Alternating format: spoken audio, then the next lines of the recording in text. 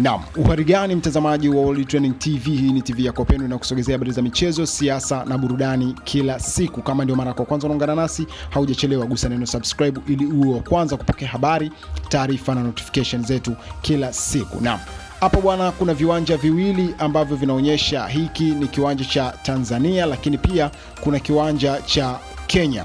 Viwanja hivi ni kimoja ni kiwanja cha Samia Suluhu Hassan ambacho kinatengenezwa jijini Dar es Salaam nchini Tanzania, lakini kiwanja cha pili ni kiwanja cha Raila Odinga ambacho kinatengenezwa jijini Nairobi nchini Kenya.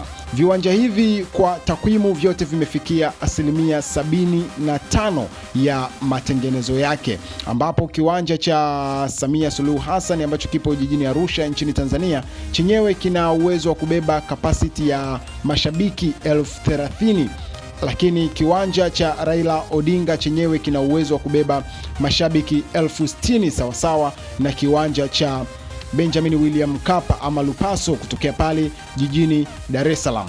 Viwanja hivi ni viwanja viwili ambavyo vinategemewa kuja kuhosti mashindano ya AFCON ambayo yatafanyika mwaka 2027, ambapo nchi wenyeji itakuwa ni Tanzania, Kenya na Uganda. Mpaka hivi sasa tunavyozungumza, nchi ya Kenya imeshafanikiwa kurekebisha ama kutengeneza viwanja viwili, ambacho kimoja ni hichi kiwanja cha Raila Omolo Odinga ambacho ni kiwanja kipya kabisa, kimeanza from the scratch, lakini kipo kiwanja kingine cha Kasarani ambacho pia kitatumika katika kuhosti AFCON 2027. Kwa Tanzania tuna kiwanja cha Amani ambacho kipo Zanzibar, lakini tuna William Benjamin Mkapa na kiwanja kipya ni hiki hapa Samia Suluhu Hassan ambacho kipo jijini Arusha. Lakini Uganda wana kiwanja kipya kabisa, Hoima City Stadium, ambacho na chenyewe